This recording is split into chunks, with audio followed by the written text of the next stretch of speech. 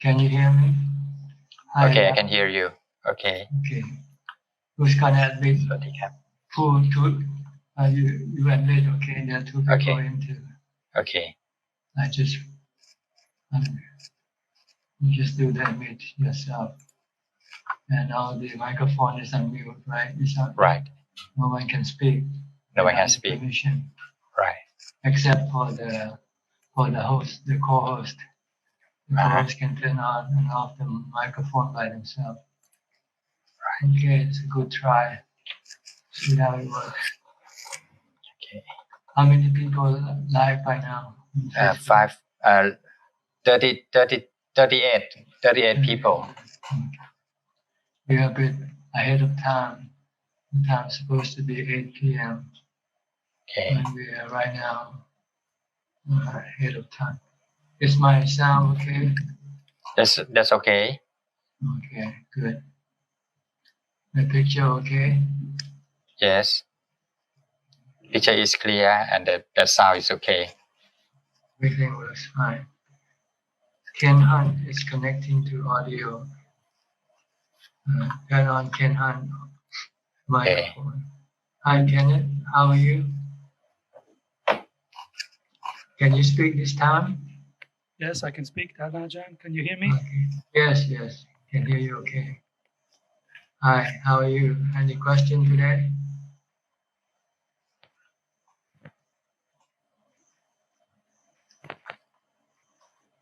Go ahead, speak. You can speak. I seem to have Yeah, I can listen to you, except the voice is kind of soft, not loud enough. Okay. Yeah. Okay, go ahead. You're allowed to speak. You can speak. Yeah, I'll try and speak. I just have a strange echo in the background. Can you hear me okay? Yeah, everything's fine. All right. So I have a question. If Ajahn could explain the difference between sati and sati sampajanya. Sati is mindfulness. That is off and on. Sometimes you have mindfulness and sometimes you don't have mindfulness. So we call it sati. And if your sati becomes continuous, then we call sampajanya. Did you get it? Ken? Yes, I got that, Ajahn. I just have a very long delay on the sound for some reason. So Okay. I'm not sure if it's my microphone. Yeah, maybe your connection is slow or something. On the sound for some reason. So Yeah. sure if it's my microphone. Maybe your connection is slow or something. On the sound for some reason. So sure it's my. Okay. So mindfulness, sati is mindfulness. Sampajanya is continuous mindfulness. When you first started, your mindfulness might be off and on. But as you continue to develop mindfulness, it becomes continuous. Then we call this sampajanya. Okay. Okay, we'll go to Nirosha. Hi, Nirosha. How are you? Can admin please unmute the microphone? Unmute. Okay. How are you?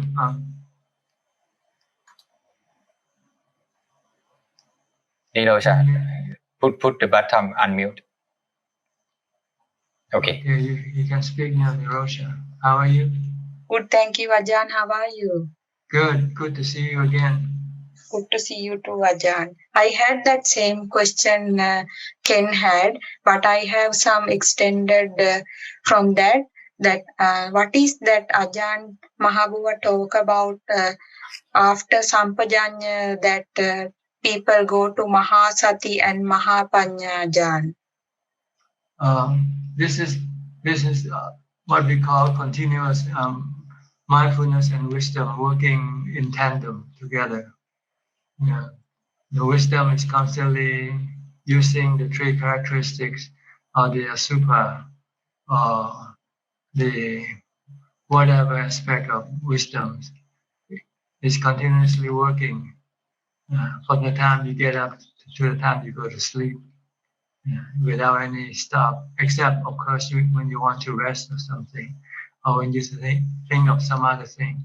But mostly you will be concentrating on this investigation, contemplating continuously, except when you go into samadhi. When you go into samadhi, then you stop this contemplation, this wisdom. But mindfulness is sampajanya in this sense of the word. It's continuous with wisdom. This after you have entered the supramundane level, then the wisdom will be working in tandem with your mindfulness. But if you're on the level of samadhi, then your wisdom is not working yet. You're just developing mindfulness. And this might be called sampajanya in the true sense of the word. Your mindfulness is continuous. Like as you focus on your body or you focus on your mantra without letting it slip away from your mind. And this becomes sampajanya. But once you get into the wisdom level, then instead of using mantra or watching your body, you contemplate on the three characteristics or on the super continuously, just like as if you were developing mindfulness. But now you're developing wisdom. You want to have wisdom to be ever present in your mind, like when you used to have the mantra ever present in your mind. And now you switch to wisdom. So when you have wisdom constantly in your mind, you see everything as anicca, as dukkha, then you don't want to have anything to do with them. You will, instead of having desire, you will have no desire for them. Because you know, if you have desire, you will have dukkha. Okay, you working? It seems like you're dressing for work. Yes, Ajahn. Yes. I'm at work. At the office or at your patient home? At the office, but then it's my it's my sleeping time, so I'm allowed to do whatever I want at this time. Okay, good. It's late at night now, isn't it? Yes, Ajahn. Okay. Does this answer your question? Yes, Ajahn. So when the stream winner onwards, only the sati sampajanya become continuous in one's mind, Ajahn? Yes, you will be constantly mindful. Your mind will be in the present and not in the past or the future. It's focused on what's happening right now. Like if you're talking, you're with your talking. If you're doing something, you will be with your doing. You're not letting your mind go somewhere else. But you might not be developing mindful wisdom yet. If you're developing mindfulness, then everything you see, you'll see them as anicca, dukkha, anatta, or as a super, depending on the case, what you want to look at. Or you want to look at the four elements, or anatta, for instance. Then you're using wisdom in tandem with your mindfulness. If you just merely watch your body or the mantra, and then you're just using mindfulness alone without the wisdom. Okay, is good enough? Yes, Ajahn. Thank you very much. Okay. Then who's the next person? Admin, can you turn on the... Okay, Sally, Sally, Sally. Sally?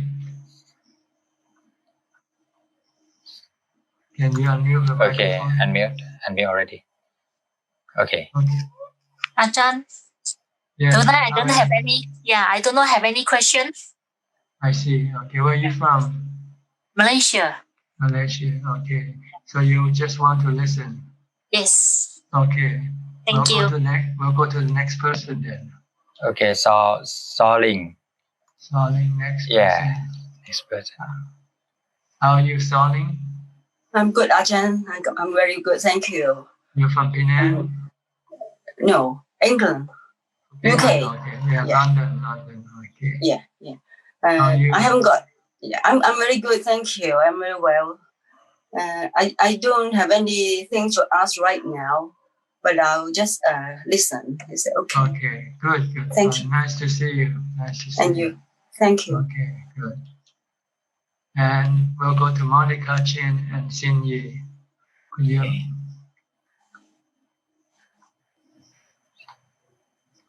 Shinji. Okay. Monica. Okay, put the button. Okay, you can speak now. Evening, Lampo. You're from Singapore or Malaysia? Malaysia. Malaysia, okay. Mother and daughter? Yes. I see. You seem to happy together. Yes. We go retreat together. I see, okay. Go ahead, you got a question today? Yes. Actually, I have heard Lampo mention a lot of times about the foundations of mindfulness. And I also saw a lot of English translation on the website. Which one should I follow? I think they should all be the same, basically. They should be the same. I'm not sure, maybe the translation might be slightly different. They use some maybe different terminology. But basically, you just read the one that you find most understanding to you. That you can understand the teaching. Basically, it's about developing mindfulness, practicing anapanasati, and investigating the nature of body, feelings, and the states of mind.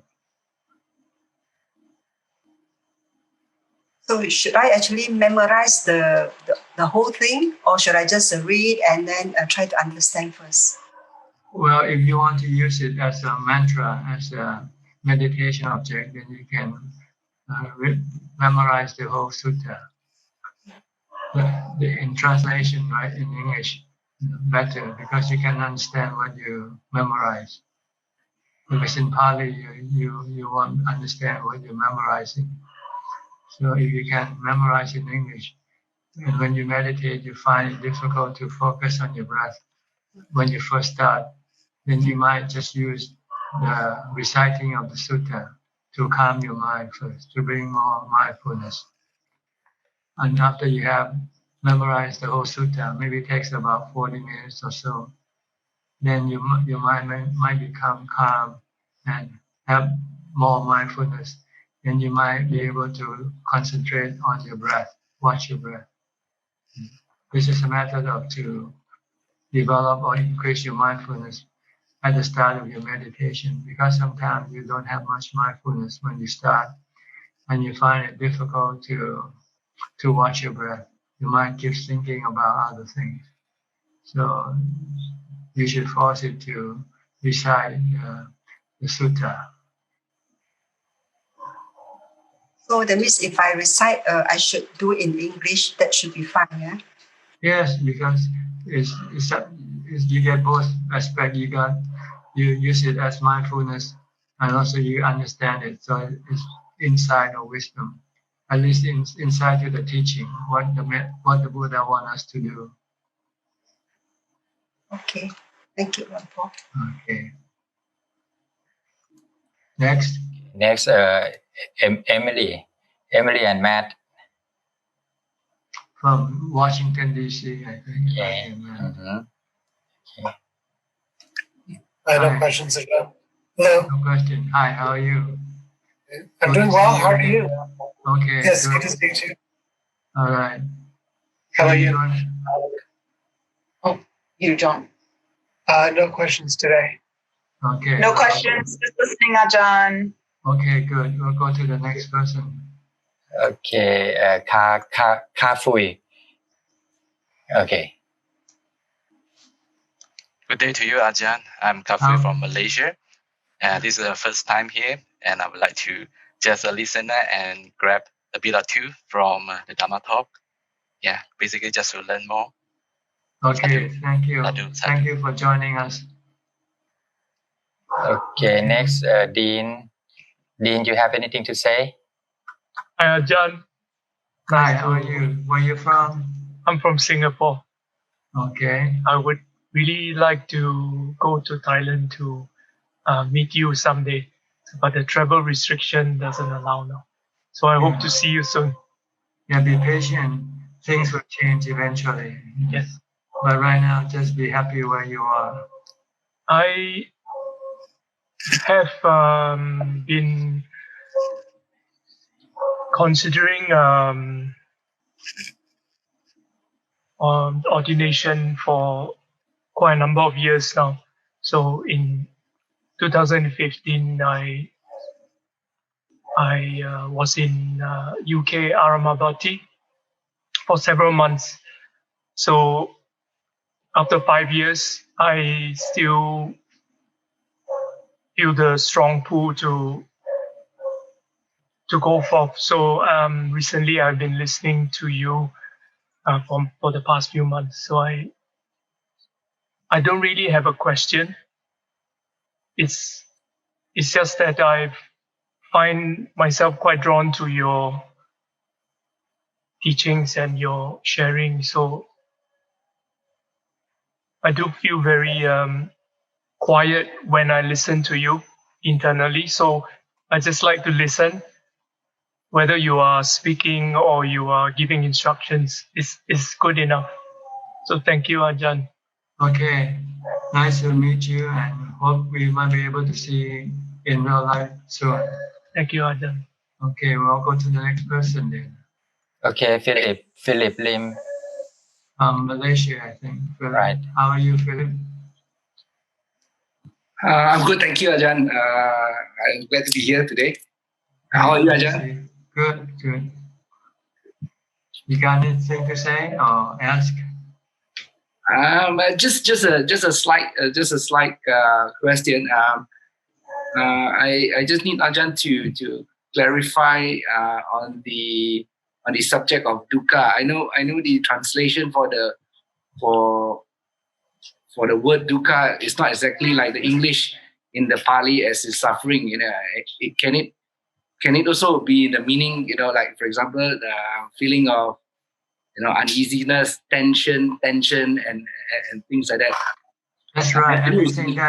Everything that you feel bad about is considered to be dukkha.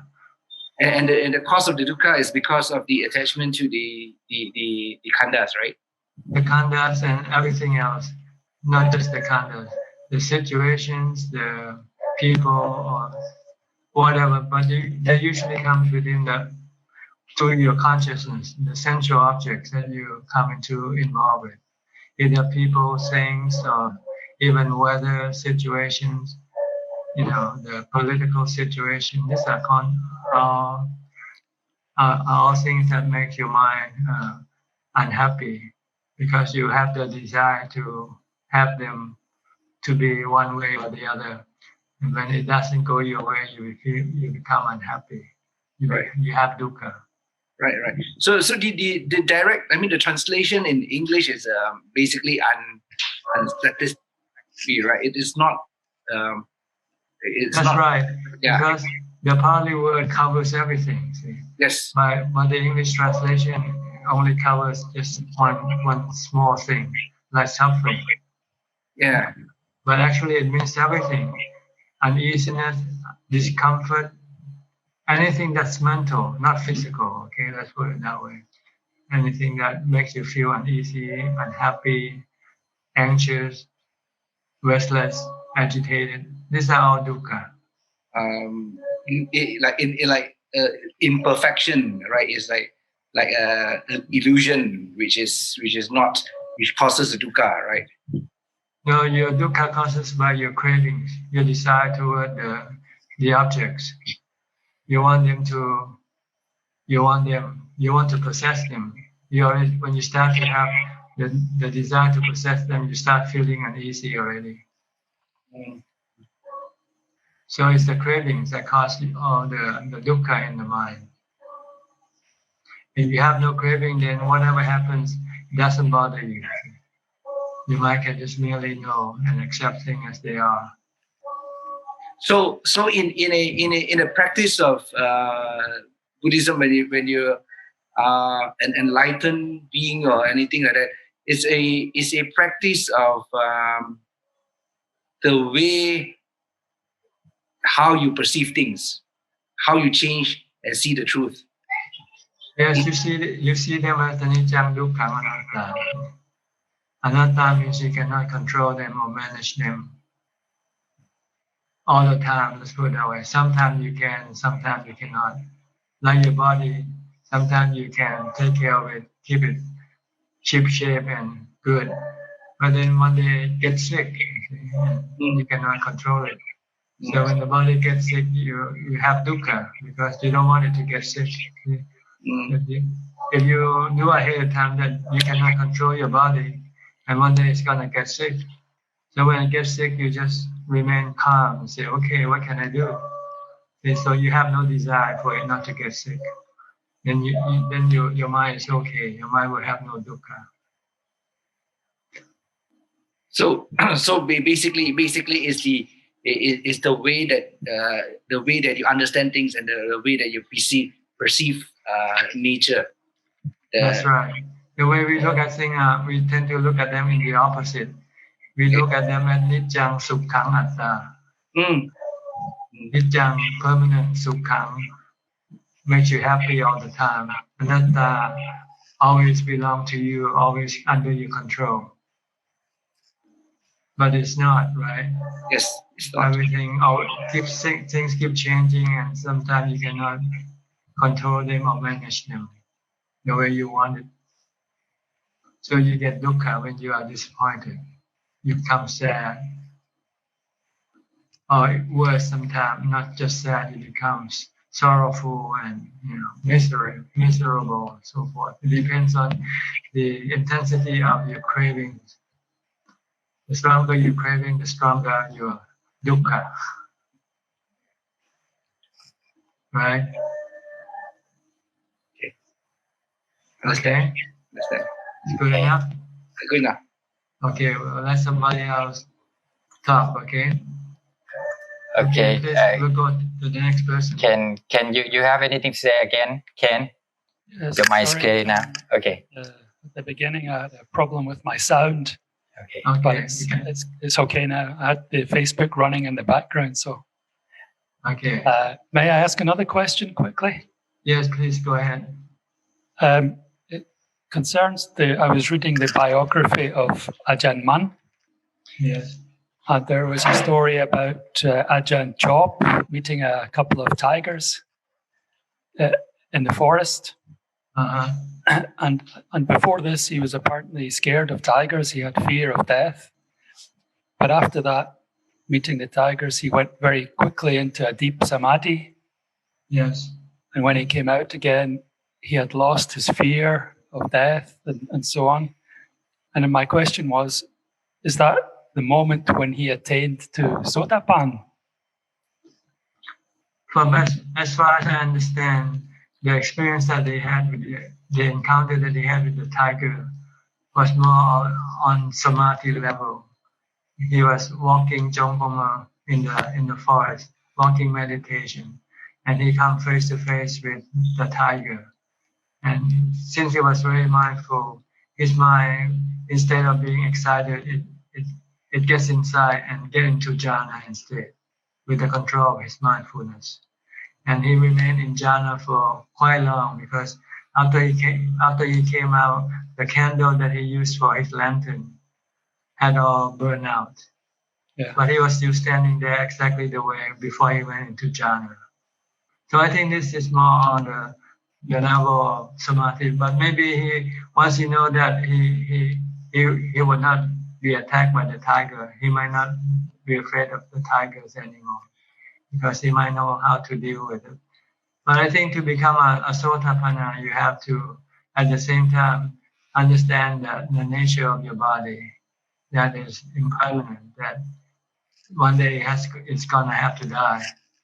And the body is not you, for instance, made from the 4 elements.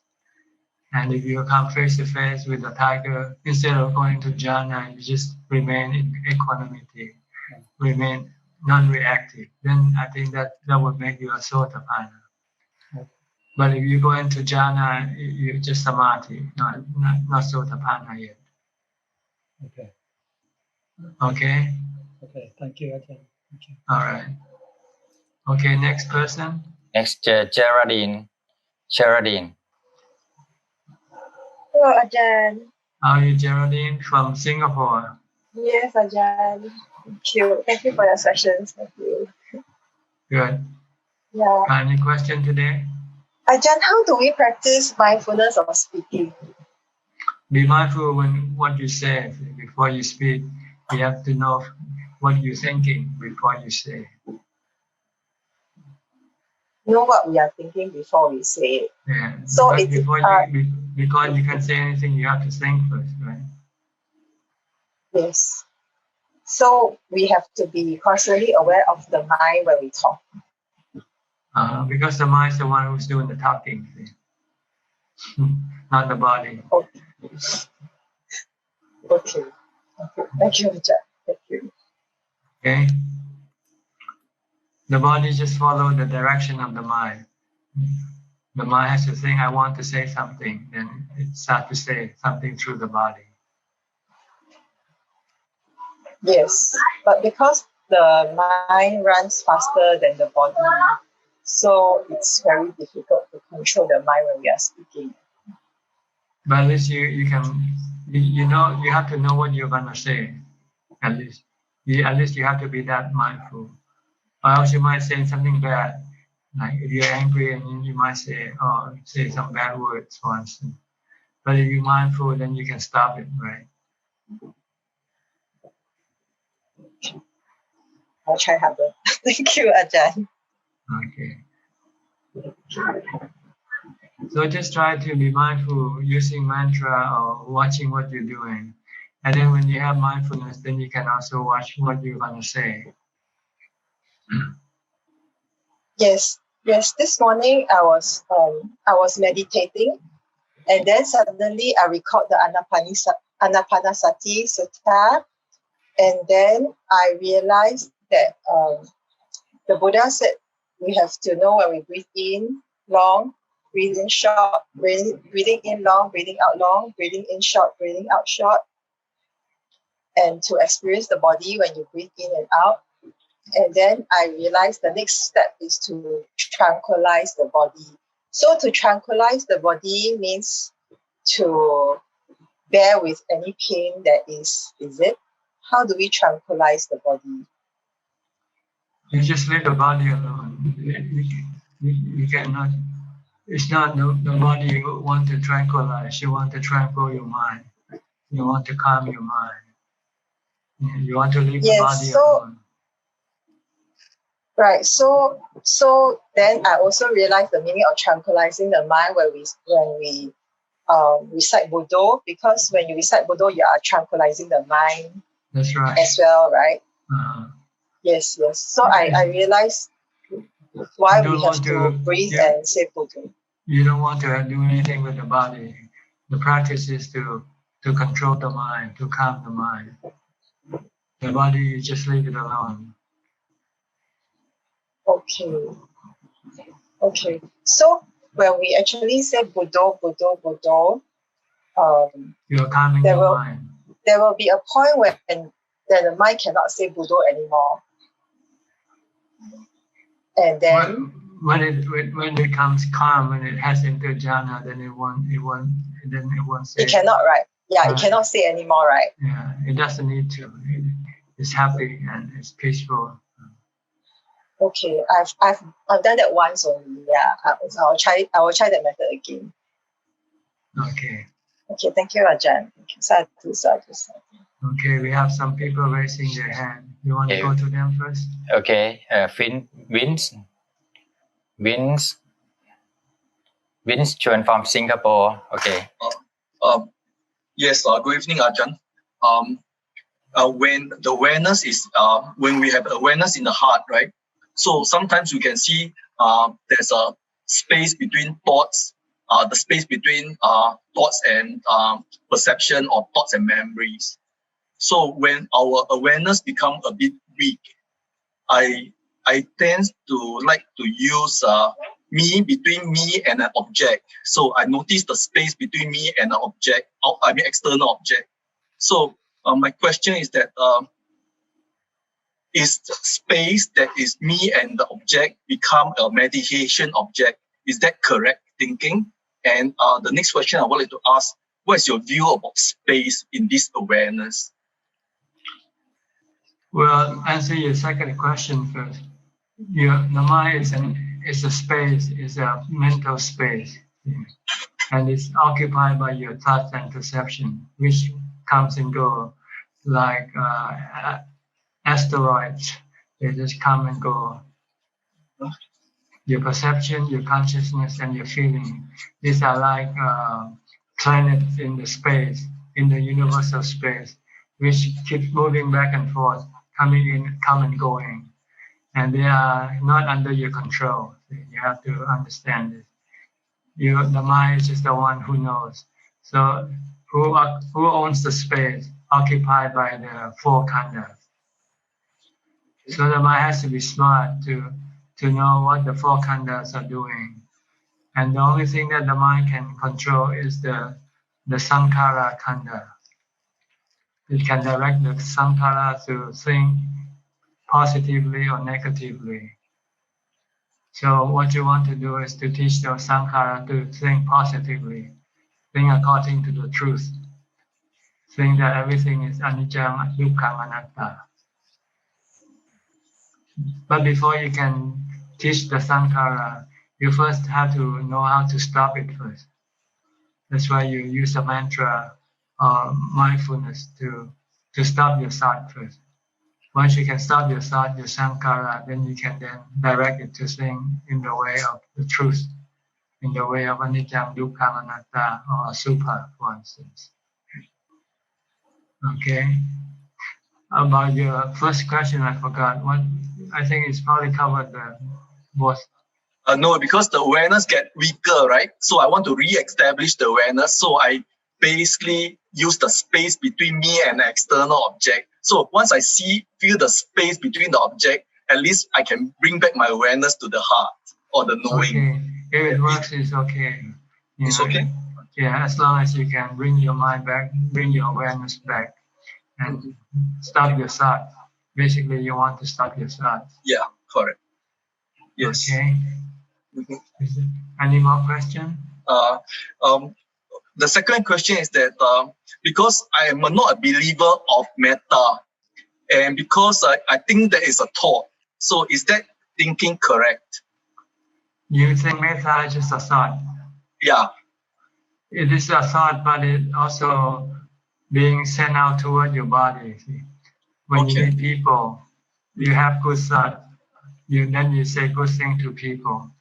Then people react good back to you. If you have bad thought, you have no metta. If you cruel, then you say or do things bad to other people. Then people will react bad to you. This is the law of karma. So if you want to have good reaction, you should have good action. Okay. And metta is good action. The Buddha says, use metta when you deal with people. When you see people, make them happy. Because when you make them happy, they will make you happy. All right. Okay? Thank you so much. All right, good. We'll go to the next person. John. Okay, Jack, he raised his hand, but he don't turn on the video, so I cannot let him speak anything. Okay, next, Alvin. Alvin from Singapore. No, Malaysia. Thanajan. How are you, Thanajan? Good to see you again. Yeah, good to see you again. Thanajan, stand to be corrected on this. I think when I listen to a few of your talks, you always talk about spirits. We will leave our body behind and spirits would go on. Can you describe this spirit? And also, how do one explain the out of body experience? Are we hallucinating when some people they actually experience this out of body experience? Yes, it's the same thing. It's our body experience, a spiritual experience. It happens when you have no body or when your body is not doing anything like sleeping. When you're sleeping, your mind becomes a spiritual being temporarily, and it starts to wander in the virtual world of the spiritual world, which is like a virtual world, which they come in the forms of dreams. Your dreams that you go in some places, you meet some people, and you have good or bad experience in your dreams. This is what happens when the when the mind has no body. It will be in a dream-like state until it takes a birth, take a new body and a new birth. Okay. So, like when people do talk about out of body experience when they are lying on the bed and see their body lying on the bed because something that has gone out of the body, that is a spirit that we are referring to, right? Yes, that's the mind looking back at the body. Okay. Sorry. Okay. Next. Okay, Jeremy. Hi, Jeremy. Where are you from?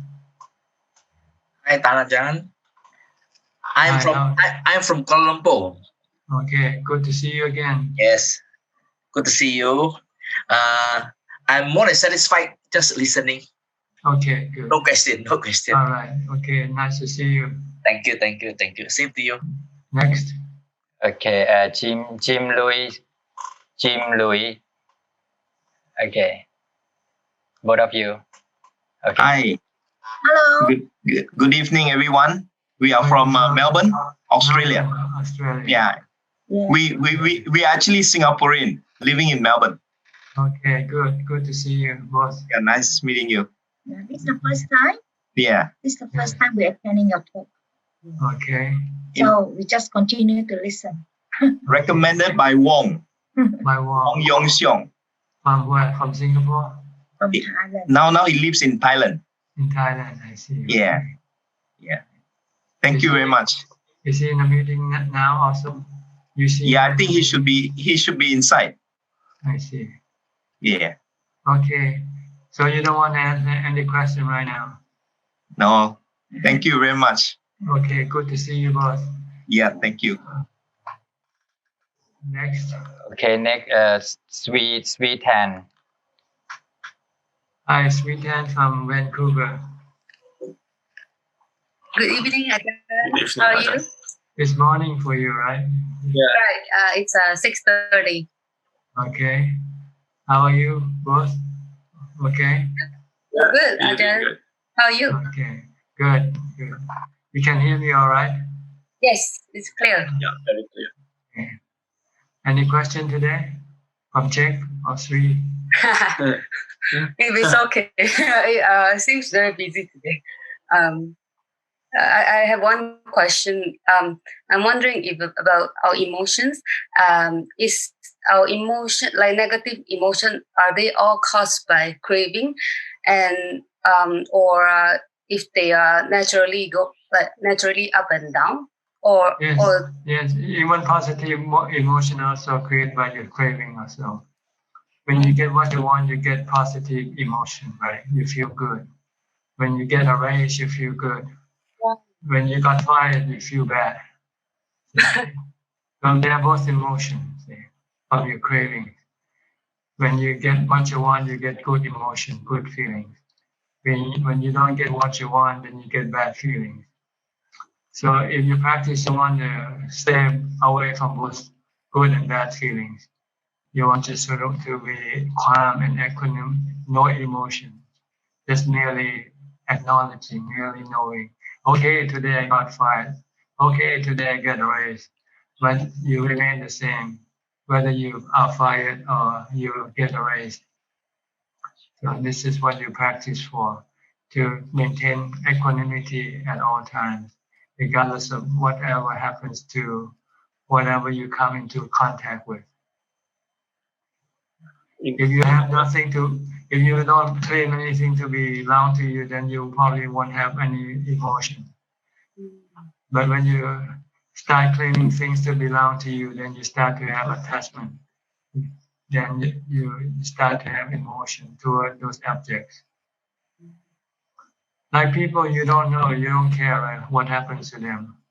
But when they become your husband or wife, then you start to have emotion toward them.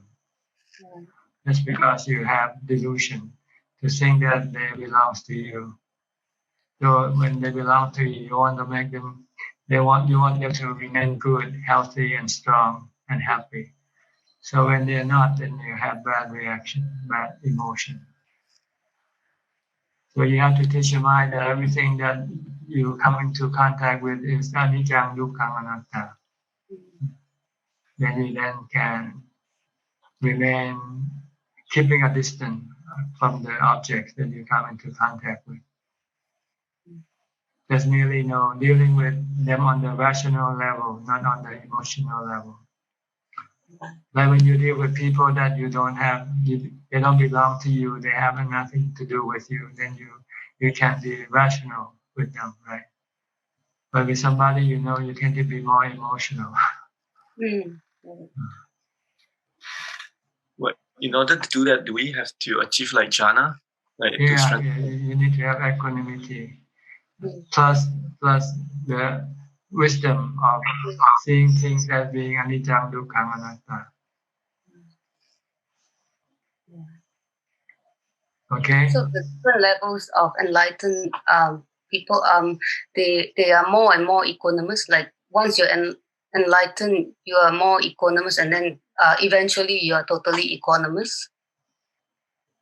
Well, you might have full equanimity when you enter into the supramundane level, but your wisdom is not complete yet. You have to develop wisdom with different objects. That's why you have body, feelings, and citta to deal with. When you first start, you deal with your body and feelings. Once you've gone past the body and feelings, then you have the citta to deal with. You're still not equanimous with the citta because you haven't seen them as being anicca, dukkha, anatta yet. So you go from one step to the next step, the next level, from one level to the next level. That's why you have 4 levels of enlightenment, due to the level of your wisdom that pervades at each object. We first attack the body first, in conjunction with the feeling. And then it also has to deal with the supra of the body to be completely fully understand the nature of the body, both your own body and the body of other people. Then once you reach the first stage of enlightenment, you have no question concerning the body anymore. The body ceases to be a problem to you. In whatever aspect it is, anicca, dukkha, anatta, or supra, or supra. You will understand them and you can leave them alone. But you don't understand the nature of your mind yet. The states of mind, the emotion in your mind, the thoughts and emotion is still running around like a monkey, and you want to learn how to deal with them. So that's the next level of wisdom. You need to make your mind remain in equanimity, because when you run into things that if you haven't seen them as being anicca, dukkha, anatta, you still have cravings for them.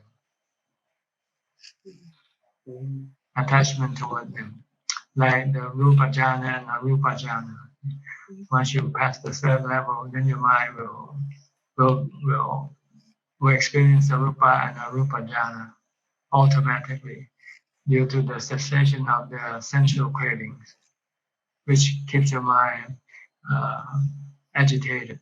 Once without the sensual cravings, then your mind becomes calm in the level of Rupa and Arupa jhana. But then it becomes attached to the Rupa and Arupa jhana. And it can become unhappy because they are anicca, dukkha, anatta. Because when you start to think, then you disturb the jhana. Or when you come into contact with something that creates emotion, then your jhana will disappear. And then you want it back. See? When you want it, then you have dukkha in your mind. So this is the level of wisdom that you go from body to feelings to citta. And you read the explanation how to deal with the body, and it says in the body part, you have to look at the 32 parts, you have to look at the 10 corpses, you have to look at them turning into the 4 elements. Yeah, this is with the body. And with the feeling, you have to see them changing from good feeling to bad feeling to neutral feeling. And they keep changing like that. And then when you get to the mind, it's also, you look at the different states of mind. Sometimes you're depressed, sometimes you're elated, sometimes you're sad, sometimes you're angry, sometimes you're happy, so forth. These are the mind, the states of mind that you have to deal with. Just like you deal with the feelings and the body. And you use the 3 characteristics of existence to teach the mind, so that eventually you see everything as the weather. The body is like the weather, the feelings like the weather, the states of mind is like the weather. So everything is anatta, sabbe dhamma anatta.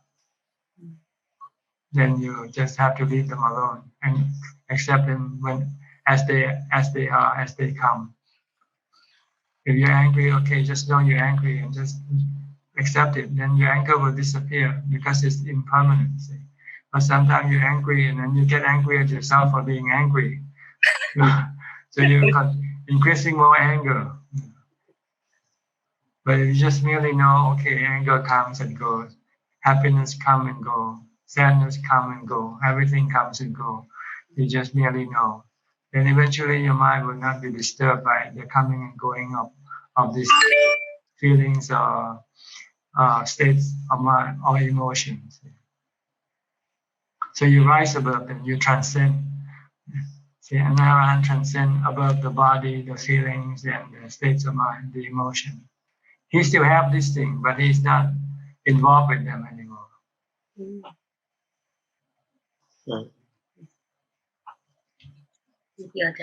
Okay. What disappear from the mind of an Arahat is the cravings or the kilesa, greed, hate, and delusion. But everything else still remain. The body still remain. The feelings still remain. The states of mind still remain. As long as you have the khandha, these things still keep working. But you are like the drop of water on the lotus leaf. You know, they don't combine anymore. Not like the mind of ordinary people.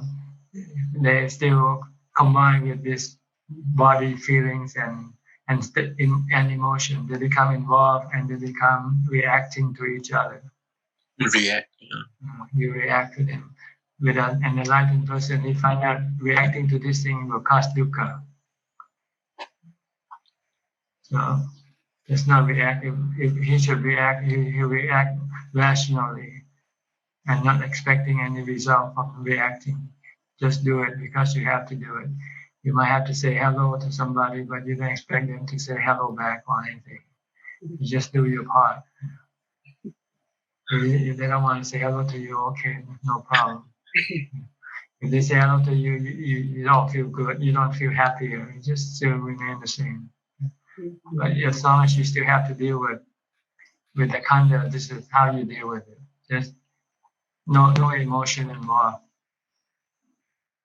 no expectation. If you don't have any expectation, then there will be no emotion arising from your expectation. Because you still have to react to people. I have to react to you, right? You might not be smiling to me. So what? If you expect them to smile at you, when they don't smile, you become sad. Don't expect anything from them, then they can do whatever they want. It doesn't bother you. Okay? Yeah. Okay, we'll give time to some other people. Anybody who wants to speak and just raise their hand, okay, so the admin don't know who. Okay, Anura, you raise your hand. You can talk. Yeah. Good morning, Ajahn. Where are you from? Oh, yeah, from New Zealand. New Zealand, yeah. Yeah.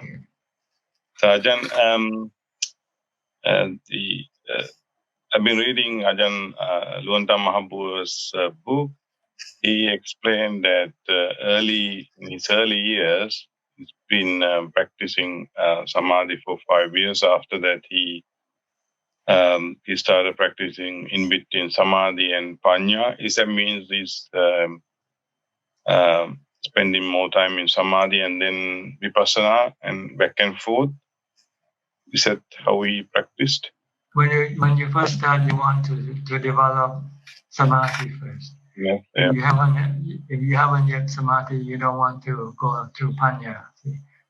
But once you have mastery of samadhi, you can enter samadhi anytime you want and remain in samadhi for a long period of time. Then when you come out of samadhi, you want to shift to word contemplation, to investigate the nature of the body, feelings, and the steps of mind. And after you do enough, if you do some contemplation, afterwards your mind might be tired. So you want to stop, and then you want to go back into meditation, into samadhi to rest the mind. So you will then be going back and forth between samadhi and contemplation. Okay. And at the level of vipassana, then you have to do both, because after contemplation, your mind can become tired and not effective in your investigation. So you want to stop and then rest your mind in samadhi. And after you come out of samadhi, then you can continue on with your investigation. Yeah. Okay. Thank you, Ajahn. Yeah. Okay. Yeah. Next person. Anybody want to say? Okay. Viro, you raised your hand. You can talk now. Hi, Ajahn, can you hear me? Yes, Vero. Where are you from? I'm from Perth, Australia. Okay, good to see you. Yes, good to see you too. I just have a quick question. Like lately when I meditate, I notice there's a lot of dullness, sometimes drowsiness, but mostly the dullness that is kind of, I have this wondering like where it's coming from. I mean, lately my life has been quite stressful and a lot of pressure going on.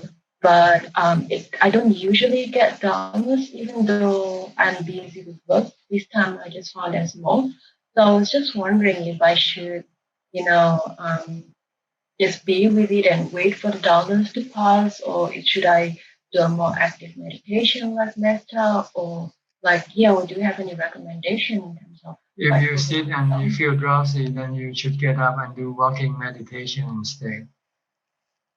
Walking Jongkong, walking meditation, focus on your steps, recite a mantra, and walk for a long time until you feel awake and mindful before you can come back and sit and meditate again. Yeah. Sometimes I do that. I try to kind of get active first before I sit down, and I still get to that point again where it's kind of drowsy. But I mean, it's more the dullness that bothers me, because with the dullness, it's just like a blank. I don't if it's drowsiness, at least I'm aware that there is drowsiness. But with dullness, it's like a blank. It just sort of just pass, and then I go, what was that? Like I don't have much awareness what's going on, and it's almost like there's nothing I can do.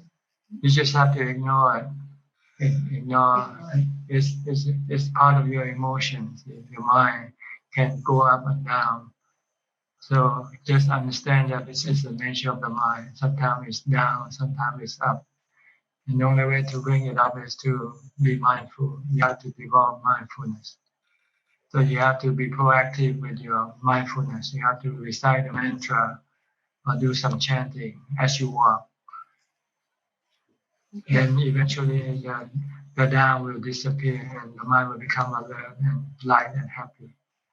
Okay, so instead of just doing breath meditation, I should do more chanting. Walking, do walking and chanting at the same time, or reciting the mantra, or watching your steps. Okay.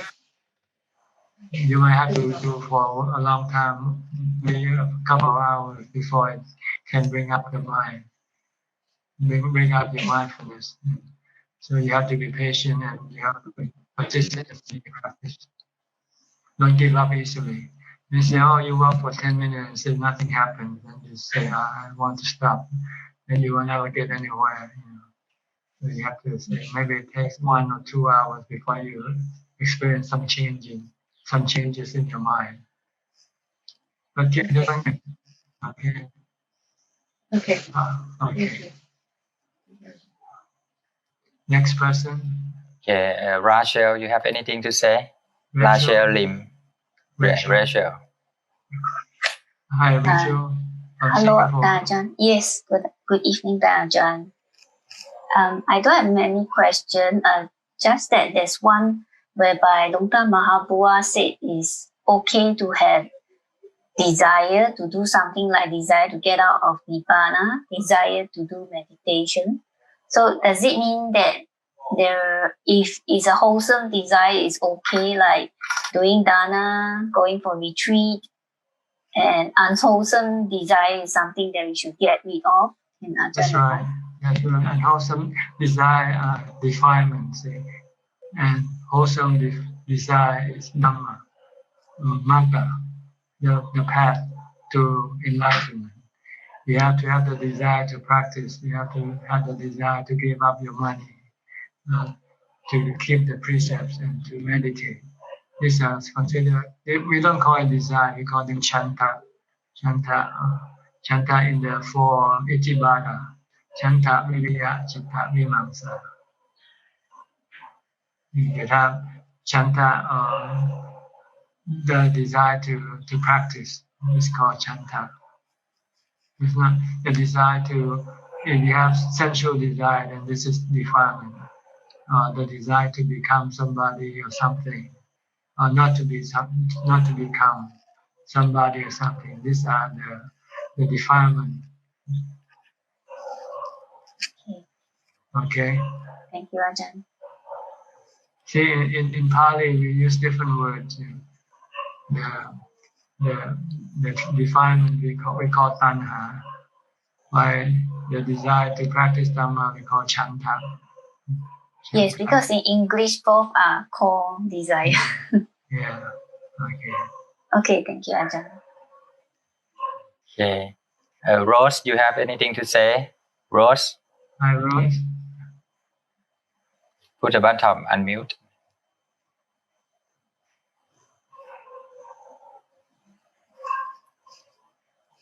How are you, Rose? Good morning, Ajahn. Good morning, Dhamma friends, practitioners of the Magga Majjhima Patipada. Greetings from Space Coast, Florida. You're from Space Coast also. I thought you're from Broward County. That's the same place? It's Central East Florida, Brevard County. Broward County. Yeah. Okay, how are you feeling today? Very good, Ajahn. How are you? Very good to see you. Do you have any question you want to contribute? No, just want to listen. How's your practice going? Good? No dukkha nowadays in your mind? Always happy? Okay, good. All right, we'll go to the next person then. Okay. Alana had. You want to? Okay. You want to say Hi. something? Okay. I just came in today to listen. I'm new on this, but I was wondering, I've been meditating every day and I'm having a hard time quieting my mind. And I was just wondering if you have any advice on how to quiet my mind. Can you repeat your question again? Sorry. I'm having a hard time quieting my mind when I meditate. You lack mindfulness. So you have to develop a lot of mindfulness before you even meditate. So to practice mindfulness in your daily life. From the time you get up, you have to be proactive. You have to force your mind to recite a mantra or force your mind to focus on your body activity. Whatever you do, just force your mind to stick with your body. If you're brushing your teeth, just stick to your brushing your teeth. Don't let your mind go think about some other thing. If you can do this when you meditate, you'll find that your mind can become calm quite easily. So what you need is more mindfulness. Because if you sit and you still cannot stop your mind from thinking, then you will not get any result. So you need to develop mindfulness, a lot of mindfulness, as much as mindfulness as you can. You can use a mantra if you don't like to watch your body. Sometimes you keep watching your body and your mind still slipping away to think about other things. And you use a mantra to force it back. It's like Bhutto, or if you like any other word, you can use it. You can use any Ajahn, you can use anything to stop your mind from wandering, from thinking. And if you can do this when you meditate, you'll find that it's easy to watch your breath.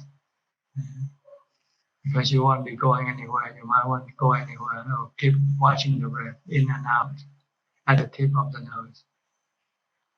And then your mind can then become calm, peaceful, and happy eventually. Where are you from, by the way? I'm from Ontario, Canada. Ontario. So how did you get to this meeting? Pardon? How did you know about this meeting today? I just came on Facebook and it was the first thing I seen. I see. Okay, good. Okay, any more questions? Thank you. I appreciate it. Okay, nice talking to you. Keep listening if you don't have anything else to do. Okay, we'll go to the next person then. Okay. Anybody? Because I think that's all of us. Alvin, you have anything to say? Okay, Alvin.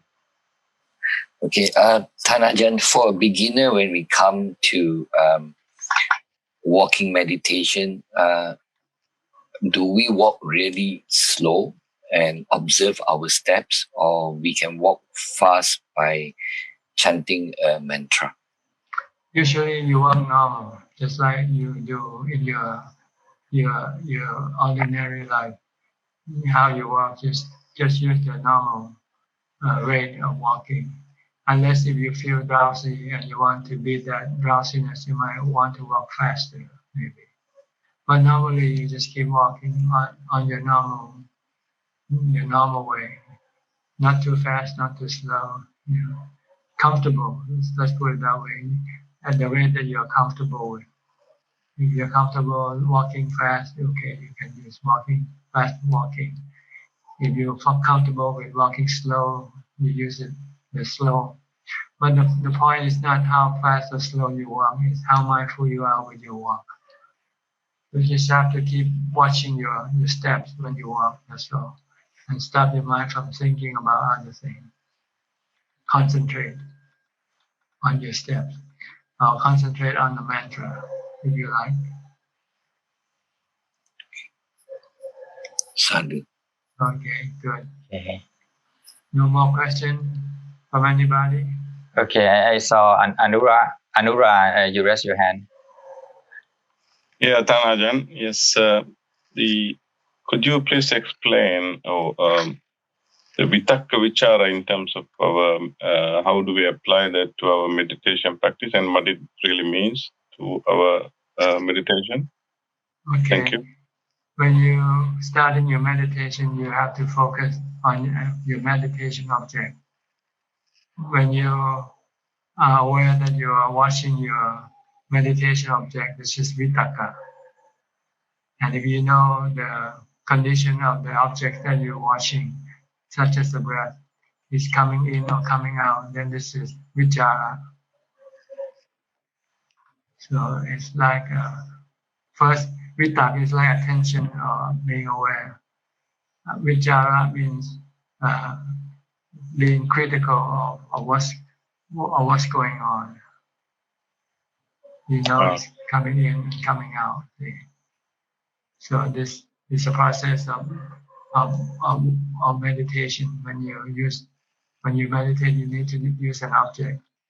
You use a mantra. By reciting a mantra, you have attention, and by knowing that you continue on with your reciting, that means you have vichara.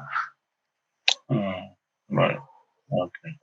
So you don't have to really know this thing. You just have to maintain your mindfulness with your meditation object. And then the mind will slowly enter from first to second to third and fourth jhana by itself. Yeah. You don't have to watch which jhana you're in now or anything like that. Just keep watching your meditation object, and you feel that the mind will become lighter, calmer, and happier as you move along. Okay. Thank you, Ajahn. May I ask another question, Ajahn? Please go ahead. If when we or someone sees dreams or good dreams or bad dreams, are they related to their own karma, or is there anything to do with the past actions? Yes, good dreams are usually created by good karma, and bad dreams are created by bad karma. Because what you do is recorded in your mind. See, the mind is like a computer, a hard disk, and every action you do on your waking hour will be recorded. And when you sleep, then this action will be then come out in your dreams. If you do a good action, then you have good dreams coming out. If you have bad karma, bad action, then you have bad dreams coming out when you dream. That's why the Buddha said we should do good action, like having metta. When you have metta, you will have good dreams. You won't have any bad dreams. Yeah. Because metta is good action, making other people happy, helping other people. Okay. Okay. Thank you, Ajahn. Thank you. All right. We have another person just waiting to come in, Hadika. Okay. Vince, you raise your hand, Vince. Yes. Okay. Hi, Ajahn. My question is, how does stillness play in the part of awareness or the knowing? Because I'm under the impression that I just need momentary kind of stillness, then I can go back to a knowing. Just for example, if I want to go back to knowing, maybe I just chant the word Buddha, then I go back to my knowing, or I just feel my facial sensation, then I can go back to my knowing. So I'm under the impression that still we just need momentary stillness that bring our mind back. So question is, how does stillness play in the part of awareness? Do we need to deepen our stillness to have better knowing? Is there a different level of knowing or different level of awareness? The more stillness you have, then the more awareness you have. If you have no stillness, then your awareness will be gone, because your thought will take over. So you'll be involved with your thought. So your awareness kind of lost with your thought. But when you stop thinking, then your awareness starts to come back. Mm-hmm. So you want to stop your thinking. by focusing on an object. Like when you focus on your cheek, then your awareness come back. Because you stop your mind from thinking about other things. Right. If you bring the mind back to the present, normally your mind will be aware of the past or the future. But it's not aware of the present. But when you stop thinking, then your mind will come back to the present. There's emptiness. When you stop thinking, there's emptiness. Ajahn, because while experimenting, while I'm talking to you, I can feel that the mind go out to listen to you and come back to the heart, go out, come back. Is it normal? Or do one need to keep the awareness always in the heart region when listening? Well, when you listen, you have to be aware of what you listen. Okay? Okay. You have to be aware with every action that you do, either talking or walking or doing something. This will bring your awareness back to the present. If you don't force your mind to focus on what you do, then your mind can be thinking about the past or the future. Then it's all over the place. So awareness is 24/7. Yes, 24/7. 24/7. Yeah. Usually on your waking hours, not when you sleep, you cannot have mindfulness. Okay, understand. Anybody else? Okay, Viro, you raise your hand again. Okay. Hi, Viro. Again? Okay. Yeah, I just have another question about joy because I've been contemplating a bit about having joy in the things you do, and a lot of teachers will say it's important to find joy in the things you do. Can you speak a bit louder? Sorry. In terms of joy, like a lot of teachers say, it's like it's important to have joy in what you do, in not just in meditation, but in everything else you do. And I was just wondering, like, what your thoughts are, because sometimes it's quite hard to find joy in the things that are really stressful, or some things like we can't always have joy in everything we do. So I just thought, like, wondering what you think about that, like, we find joy in the things that we do. Well, there are two types of joy. Joy that you create and the joy that comes naturally. See? If the joy that you create, it keeps slipping away from you. It's impermanent. You have a party and you have joy. And when you stop partying, the joy disappears. So you have to keep having more parties or having more activities to make you joyful. This is bad because when you cannot do it, then you have no joy. And there's another type of joy that comes naturally. It comes with your meditation. When your mind becomes peaceful and calm, then this joy will arise by itself. So this is the kind of joy that the Buddha recommends us to develop through our meditation. Okay. So we just have to keep meditating and wait for the joy to arise. You come to a state of joy inside yourself without having to have anything to make you joyful.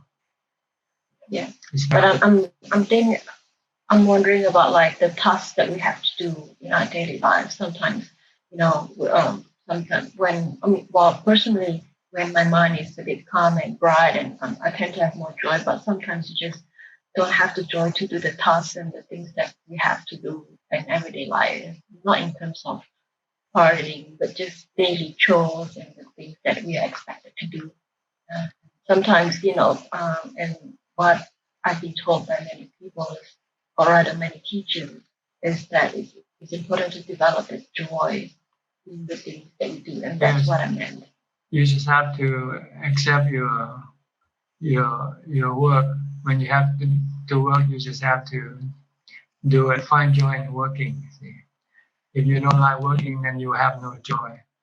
So somehow you have to convince yourself that this is the thing that you have to do because it's your responsibility. If you don't do it, then nobody else will do it for you anyway. So if you have to find a reason to do it, you have the inspiration to do the work, then you can become joyful with your work. But sometimes our craving tend to be irrational. Our craving wants to do the things that we enjoy and easy. We don't want to do the hard work, like washing dishes. We like to eat, but we don't want to wash dishes.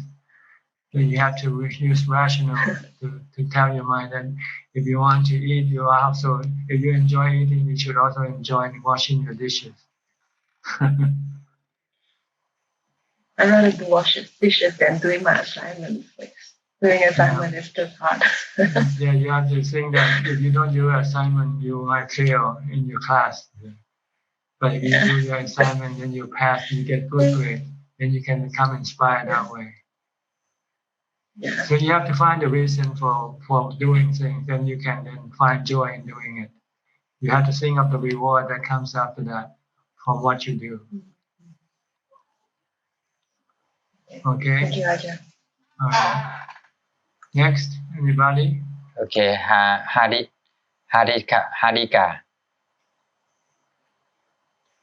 Hello, Hadika. Hadika, you unmute. Hello. Okay. Hello, Ajahn. This is my first time on the Zoom call, but I have been watching you. Watching, the talks on Facebook. But thanks to Sao Ling, she mentioned, that there's that today the 2:00, talk. My question is, just being distracted, just distraction about work and about daily life, like with the pandemic, not being able to practice in a group, regularly, kind of thing. So how do I kind of like work with distraction? And you need to develop more mindfulness. Mindfulness is the one that can keep your mind concentrated. So you have to be proactive in developing mindfulness, forcing your mind to concentrate either on a mantra for the time you get up, and forcing or at the body. Keep watching your body. What is the body is doing now, for instance. When you get up, you find your body in a lying state. And you'll see when you sit up, you see the body shift from lying to sitting, from sitting to standing to walking, going to the top bathroom to wash your face, to brush your teeth. Just force your mind to stay with the body, and you cannot be distracted that way. Or if you cannot force it to be with the body, recite the mantra instead.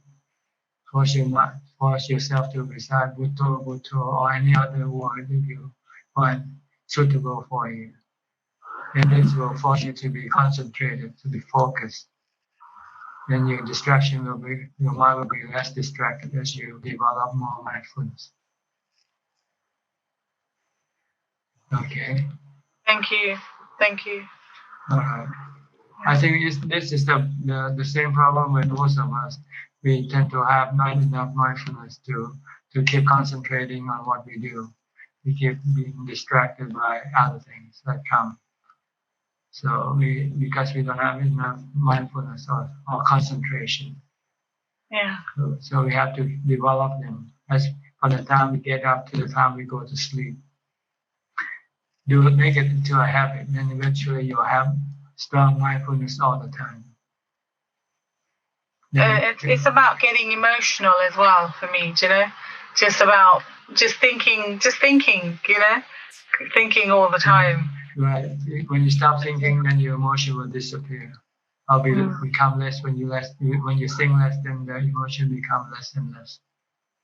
So when you don't think, you should only think when you have to. Otherwise, don't let your mind think daydreaming or wishing, wishful thinking or fantasizing. This can create a lot of emotion for you. You can use mindfulness, like a mantra or concentrating on what you do to prevent you from thinking. Focus on what you do. Concentrate on what you do. If you're writing, just force it to write. If you're typing, just force it to stay with the typing. Don't let stray and go. So think about other thing while you type or while you write at the same time. Then you can stop your thoughts and your emotions. Or you can recite the mantra when you don't do anything, and you might still think. You can recite the mantra, or you can do some chanting. If you can do some chanting, you can use chanting instead also.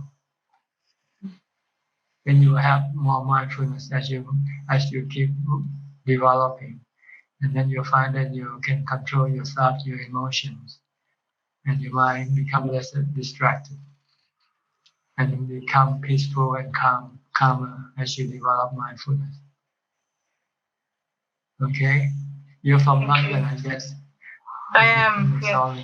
Okay. Yeah. Good to see you. Thank you. Any more questions from you now? No. Okay, we'll go to the next person then. Okay, thank you for your company. Thank you. Okay, anybody else? Raise your hand. Just raise your hand. No, not at this time. Alana. Okay, Alana had. Okay. Hi. Hi, how are you? I struggle. I'm good. I struggle a lot with like I have no patience because of guilt and shame, and I'm trying so hard not to go back into the old ways that I was living my life and have a different lifestyle change.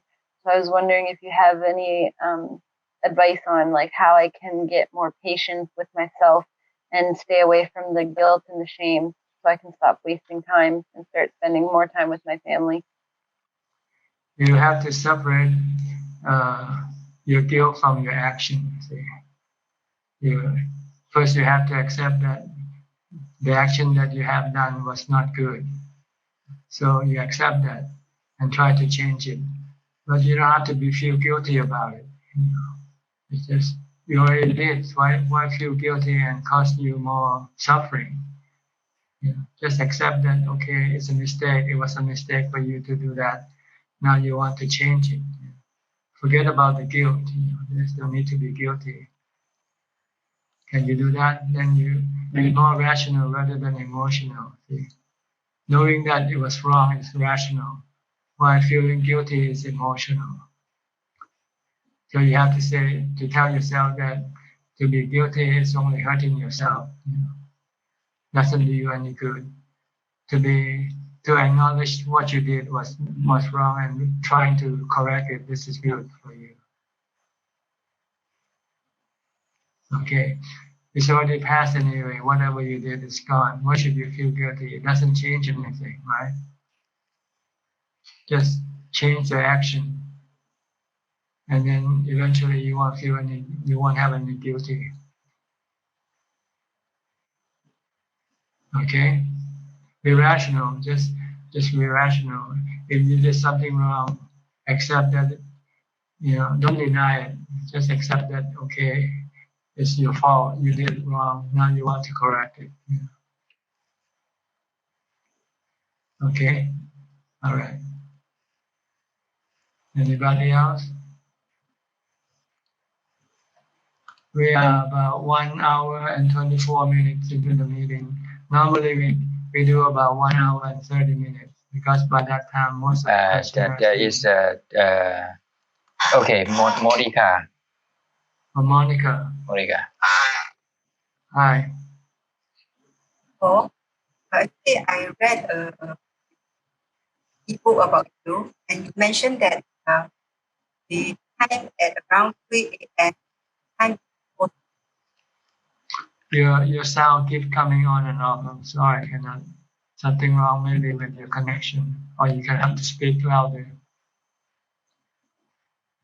No, it's not here at all. Can you hear now? Okay, now.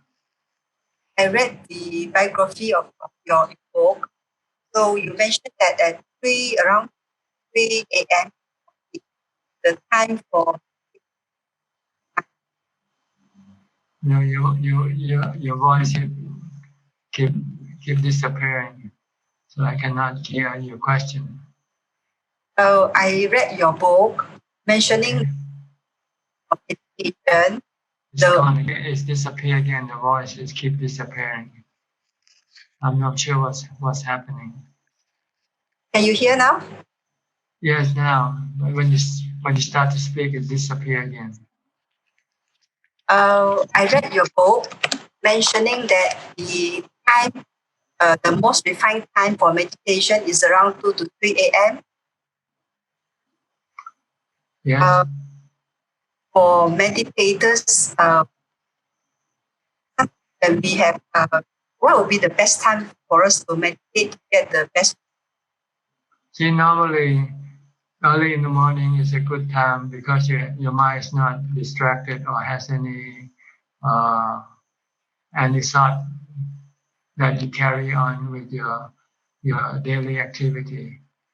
It's not like when you meditate in the evening, after you coming back from work or from your daily activity, you still might have a lot of thoughts linger in your mind. So you'll find it difficult to meditate. But after you have sleep and you do not think about anything while you sleep, so when you wake up, then your mind is more or less empty of thoughts. So it's easier to meditate at that time. That's all. But when you meditate, or when you really want to meditate full time, and then it doesn't matter. Then you meditate whichever time you are allowed to have the time to meditate. Then that way you need to develop a lot more mindfulness, because when you have mindfulness, you are clearing your thoughts away. So this is on a different level. This is the level of someone who's not working, who doesn't have to think about work.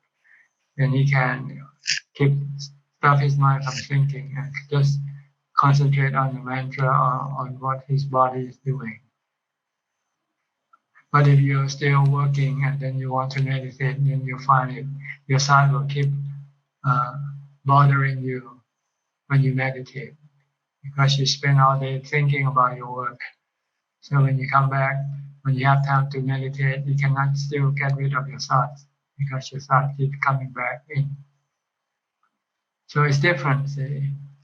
Different if you are just a casual practitioner, meditator, then you'll find that you will have lots of thoughts. Only when after you sleep and when you get up in the morning, early in the morning, then you find that there are no thinking left in your mind to bother you, to disturb your meditation. But if you want to practice full time, then you should have a lot of mindfulness to clear your thoughts. Then you can sit anytime. It will make no difference which time you meditate. Okay? All right. Anybody else who wants to ask a question, please raise your hand. Sweet hand. Okay. Sorry, Ajahn. Sorry, admin. I just want to raise. I saw Sauling raise her hand twice, so I just want to help her. Yeah, maybe you didn't see. Okay, Sauling, you have any question now? Yes, Sauling, put first. My question, well, it's about, like nowadays a lot of people have mental problems, psychiatric problems. Am I right to think it is because of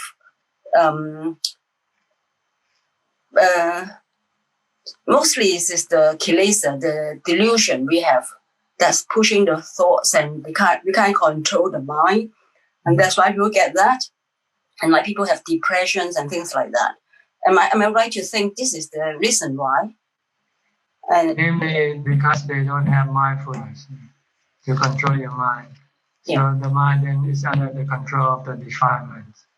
And when the defilements push the mind, then it creates stress and unhappiness inside the mind, and bring depression and mental illness for the mind. But if you somehow have strong mindfulness, then you can control your desire, your defilements, then your mind will remain calm and peaceful and happy, without having to you have the defilement to force you to go do things or get something. What about those young children? They have seems to be quite common now. They have autism. Are they because it's of their karma, or I mean they're quite young? Some of them are, and if it is because of their delusions and and kilesas, I mean there really is no hope for them to get out from it. Or is there any hope? I think all mental illness arising from the lack of mindfulness, the ability to contain your mind, to curb your mind. So people, when you have no mindfulness, it's like a wild horse. You don't know what the wild horse is going to do. It can jump up and down, it can be still. It depends on just how it feels. So, but if you have mindfulness like us, we have enough mindfulness to remain normal in the normal sense of the word. We can control more or less our emotions and our desire to a certain level. So we don't act erratic like people who doesn't have enough mindfulness. Okay, so mindfulness is really the key to deal with all your mental issues. So for the youngsters, we can't really help them with on this score, really, can we? From what I heard from the people who deal with people with mental illness like children, they try to raise attention, force them to be attentive. So this is force them to develop mindfulness. So once they learn how to be mindful, how to restrain their action, and they become calmer and less erratic, more obedience, or more in line with what they should be doing. Thank you. So Thank you. The key is try to instill the mindfulness in the person who have mental issues. So I think now in the West, a lot of people find mindfulness meditation very helpful to reduce their stress. If they're not, they can go crazy after a while because due to the pressure of work, of life, and they just don't know how to cope with it. Now, once they meditate and they find that this is the way to cope, it's just to forget about everything for a while. Don't try to solve everything. Don't try to get everything you want. You can still be happy without having to. If you cannot solve your problem or you cannot get what you want, if your mind is calm enough. Thank you, Ajahn. Thank you. All right. Okay.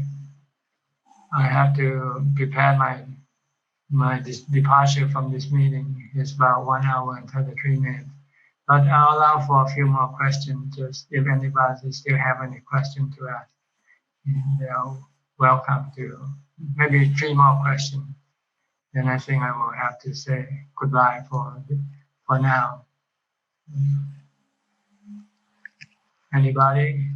Okay, Nirosha. Hi, Nirosha.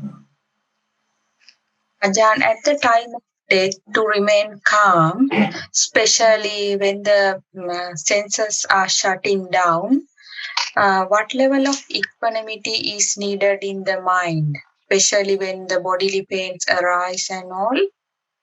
The level that you have developed. Whatever the level you develop, that's all you can have. But of course, the highest level will lead you to Nibbana or to Jhana, to the Brahma world.